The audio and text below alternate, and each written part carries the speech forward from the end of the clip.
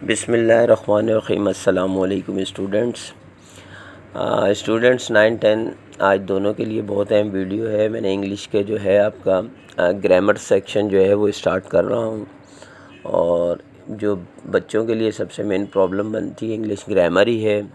उसमें सबसे पहले जो मेन चीज़ आती है वो टेंसेस हैं। बच्चों को नहीं समझ में आता टेंसेस का, उनकी पहचान नहीं होती कि कौन सा टेंस है, और वो बड़ी प्रॉब्लम उनके लिए बनती है। और पेपर में, इंग्लिश के पेपर में अच्छे नंबर्स गेन करने के लिए ग्रामर सेक्शन सबसे ज़्यादा ज़रूरी है। तो आज जो है मैं टेंसेस स्टार्ट कर रहा हूँ, और कोशिश करूँगा बहुत आसान लफ्ज़ों में आपको समझाने की कोशिश करूँ, ताकि आपके जहन में ये चीज़ें बैठ जाएं कि टेंसेस क्या हैं और उनकी पहचान कैसे करनी है आपको। जब आपके सामने पेपर में टेंसेस आएँ तो आप उनको पहचानें कैसे। तो टेंसेस जो हैं वो 3 किस्म के होते हैं। प्रेजेंट है, प्रेजेंट टेंस, पास्ट टेंस और फ्यूचर टेंस। ठीक है, 3 ही अदवार हैं, हमारे दौर हैं ज़िंदगी के, माजी, हाल और मुस्तकबिल। अब देखें, आज जो है सब तीनों टेंसेस में एक ही तरह के टेंसेस हैं। प्रेजेंट टेंस जैसे मैंने लिखे हैं यहाँ पे, प्रेजेंट इंडेफिनिट या जिसको हम सिंपल टेंस भी कहते हैं। सेकंड है प्रेजेंट कंटिन्यूस टेंस, थर्ड है प्रेजेंट परफेक्ट टेंस, और 4 है प्रेजेंट परफेक्ट कंटिन्यूस टेंस। यही 4 टेंसेस पास्ट में भी हैं और फ्यूचर में भी हैं, लेकिन चूंकि आज हम प्रेजेंट स्टार्ट कर रहे हैं तो इसलिए सिर्फ मैंने प्रेजेंट के टेंसेस लिखे हैं। और प्रेजेंट में आज हम जो है सबसे पहले जो टेंस है प्रेजेंट इंडेफिनिट, या जिसको हम सिंपल टेंस भी कहते हैं।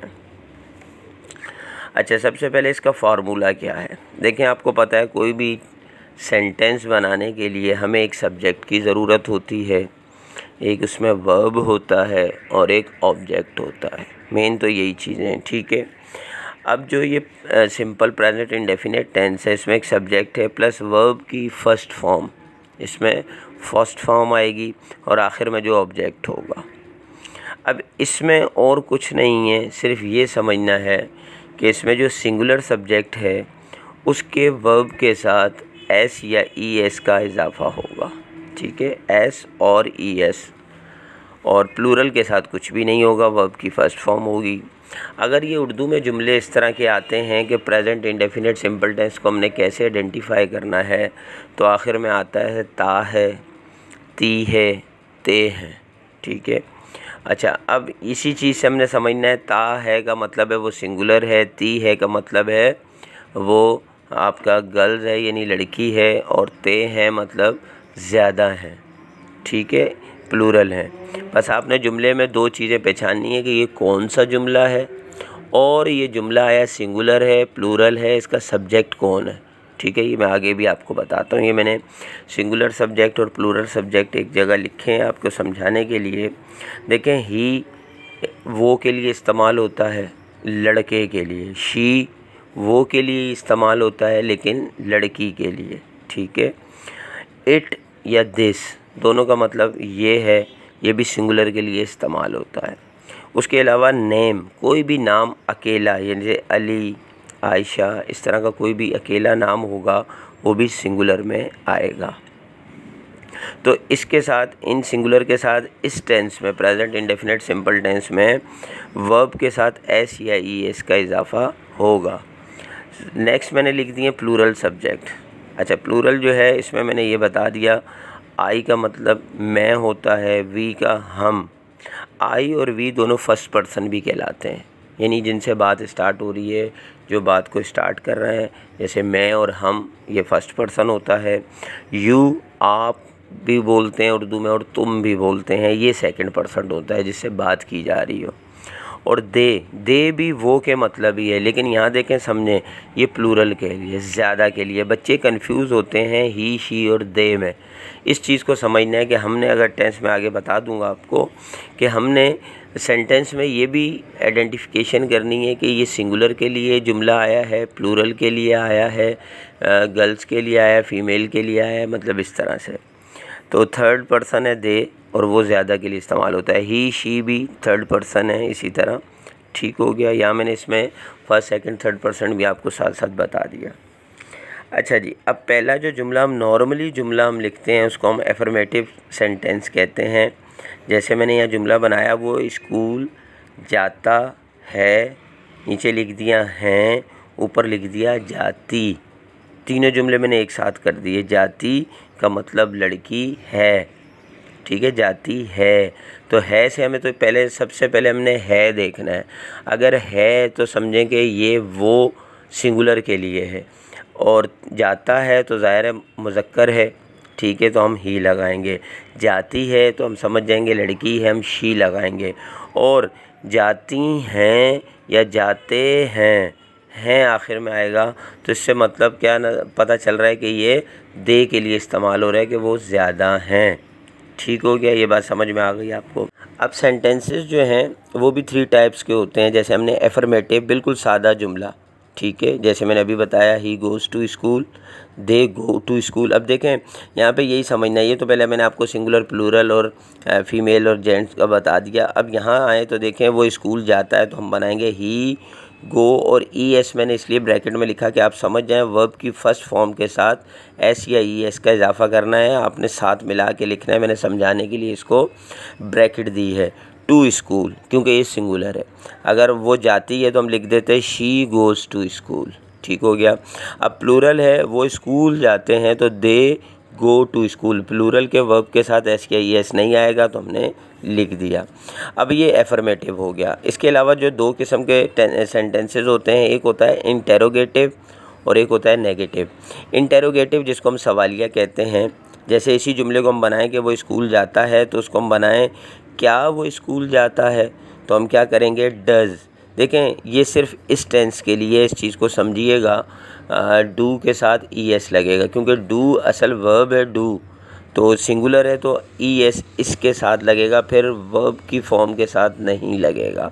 तो जैसे हमने लिखा does he go to school, फिर यहाँ गोज़ नहीं आएगा, वो ई एस का इजाफा हमने डू के साथ कर दिया, तो does he go to school. और अगर प्लूरल है तो हमें पता है कि एस या ई एस नहीं लगता, तो हम सिंपल लिखेंगे do they go to school. भाई ये इंटेरोगेटिव जुमला इसका हो गया।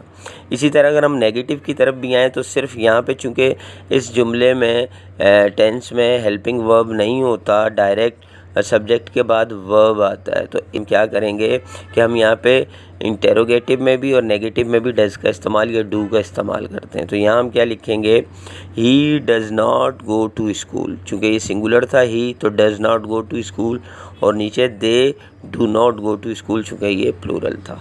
तो ये बहुत आसान, इसमें कोई मुश्किल नहीं है। प्रेजेंट सिंपल टेंस हमने आज किया है, इसमें और कोई ऐसी चीज़ नहीं है, सिर्फ आपको इसमें ख़ास निशानी वर्ब की फ़र्स्ट फॉर्म और सिंगुलर के साथ वर्ब के साथ एस या ई एस का इजाफा करना है। अच्छा, अब जुमले की पहचान बच्चों को नहीं होती, मैं अभी जैसे बात कर रहा था कि उन्हें नहीं पता चलता कि वो आए तो हमने क्या लिखना है, वो को तो मैंने डिटेल से बता दिया आपको। उसके अलावा हम आ जाता है, तुम आ जाता है, मैं आ जाते हैं, तो फिर हमें क्या करना है। तो ये बच्चे अमूमन सब्जेक्ट की गलती कर देते हैं, तो मैंने उनकी आसानी के लिए लिख दिया। वो के लिए 3 है, ही शी दे, ये मैं आपको पहले बता चुका हूँ कि आपने कैसे आइडेंटिफाई करना। ही अकेले के लिए लड़का, शी अकेली के लिए लड़की, दे ज़्यादा के लिए वो दे। अच्छा जी, उसके बाद हम के लिए हम इस्तेमाल करते हैं वी, तुम के लिए इस्तेमाल करते हैं या आप के लिए इस्तेमाल करते हैं यू, मैं के लिए इस्तेमाल करते हैं आई। ये चीज़ें आपने याद करनी है। बच्चे मेन इसमें भी मिस्टेक सब्जेक्ट में कर देते हैं, पूरा जुमला तो बना लेते हैं लेकिन उन्हें यही नहीं पता चलता सब्जेक्ट की इंग्लिश क्या है, मतलब उस वर्ड की, जैसे वो हम तुम जो सब्जेक्ट है उसकी इंग्लिश में क्या कहते हैं। ये भी मैंने आपकी आसानी के लिए यहाँ लिख दिया। उसके अलावा मैंने कुछ टेंसेस बना दिए 10 ईयर से, जो आपको पहचान करवाने के लिए कि आपको सिंपल प्रेजेंट टेंस या प्रेजेंट इंडेफिनिट कैसे पता चलेगा।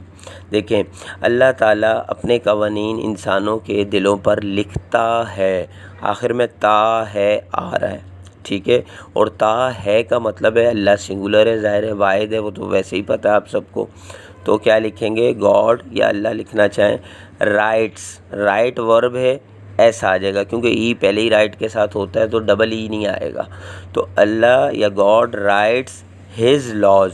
अब देखें, ही के लिए हिज और हिम आता है, ये मैं आपको बाद में बताऊंगा, अभी बताऊंगा तो बहुत ज़्यादा प्रॉब्लम होगी। तो ये बस आप समझ लें कि ये हिज प्रोनाउन है।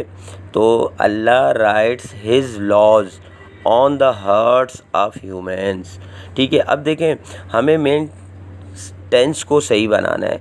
थोड़े से अगर कोई आपकी और मिस्टेक हो जाती है, कुछ जैसे कवानीन का आपको नहीं पता क्या कहते हैं, इंसानों का नहीं समझ में आ रहा, तो ये आप किसी से टीचर भी बता देते हैं, आप भी गैस कर लें, लेकिन असल जो हमें टेंस बनाना है वो सही बनाएं। देखें, फ़ौरन सब्जेक्ट के बाद वर्ब आना चाहिए। गॉड राइट्स, ठीक है, यहाँ पे हमारा कंप्लीट हो गया। इंसानों के दिलों पर लिखता है तो his laws on the heart of humans, ये ऑब्जेक्ट हो गया। ऑफ ह्यूमंस जो है हार्ट ऑफ द ह्यूमंस, ये यूँ करके, ये तो बात का टेंस है, जितना लंबा हो आप वो प्रैक्टिस करेंगे आपको आ जाएगा। सेकंड है, तुम्हारा दोस्त कोयटा कैसे जाता है। अब ये एक सवाल पूछा जा रहा है, कैसे जाता है, ठीक है, तो ये भी खैर मैं आपको इतने सवालिया आते नहीं हैं, लेकिन अब कैसे का मतलब इंग्लिश में हम उसको हाउ बोलते हैं। तो अब क्या होगा, जो इंटेरोगेटिव जुमला जैसे मैंने आपको बताया था डू से स्टार्ट होगा, जैसे यू है तो ज़ाहिर डू लगेगा, तो कैसे के लिए हाउ लगेगा, तो हमने हाउ पहले लगा देना है। How do your friend go to Quetta, ठीक है। अब देखें, बकाया इंटेरोगेटिव जुमला सही है, डू यूर फ्रेंड। अच्छा, मैं यहाँ पे क्वेश्चन मार्क देना भूल गया, आपने याद से क्वेश्चन मार्क देना है, ठीक है। तो क्या होगा, how do your friend go to school. अब देखें, जाता है लफ्ज़ आ गया तो आप पहचान लेंगे। थर्ड है, शबाना हर मौके पर देर से आती है, ती है आ रहा है, जुमला पहचान लिया, शबाना शबाना लिख दिया। हर मौका बाद में लिखेंगे फ़ौरन, इसके बाद वर्ब आएगा, वर्ब को पहचानना है क्या हो रहा है, काम आना, ठीक है, जैसे जाना, लिखना, ये आपको समझ में आ गया कि आना कम एस लग जाएगा, कम्स, क्योंकि शबाना के लिए Shabana comes late at every occasion, ये तो खैर आप समझ जाएंगे। बकाया जुमले को समझना है आपने, स्टार्ट सब्जेक्ट और वर्ब और ऑब्जेक्ट खुद ब खुद आ जाएगा। वो अक्सर लाहौर जाता रहता है, ता है, ठीक है, तो अकेला है, he often goes to Lahore. अब ये ऑफन चूँकि अक्सर आ गया, नहीं तो आप जो है उसी तरह सब्जेक्ट के बाद verb he goes to Lahore often आप कर सकते हैं। तो ये हमें सिर्फ सब्जेक्ट टेंस को समझना है, he often goes to Lahore. खुदा उनकी मदद करता है जो अपनी मदद आप करते हैं। गॉड हेल्प्स दोज, खुदा अकेला है तो ऐसा आ गया, गॉड हेल्प्स उनकी, दोज हु हेल्प देमसेल्फ, जो अपनी मदद आप करते हैं। मेरा दोस्त गांव में रहता है, रहता ता है आ रहा है। माई फ्रेंड लिव्स, अकेला है मेरा दोस्त, तो my friend lives in a village, तो मेरा दोस्त गांव में रहता है। तो ये आसान सा मतलब प्रेजेंट इंडेफिनिट सिंपल टेंस था। आई होप कि आपको अच्छी तरह समझ आया होगा। अच्छा, इसके लिए चूँकि मैंने नया इंग्लिश का वो ग्रामर का स्टार्ट किया है, अगर आपकी कोई सजेशन हो, कोई चीज़ पूछना चाहते हो तो आप मुझे कमेंट्स कीजिएगा, इंशाल्लाह मैं उस पर वीडियो बना दूँगा। जब तक के लिए इजाज़त दीजिए, नेक्स्ट वीडियो में मिलते हैं। अल्लाह हाफ़िज़।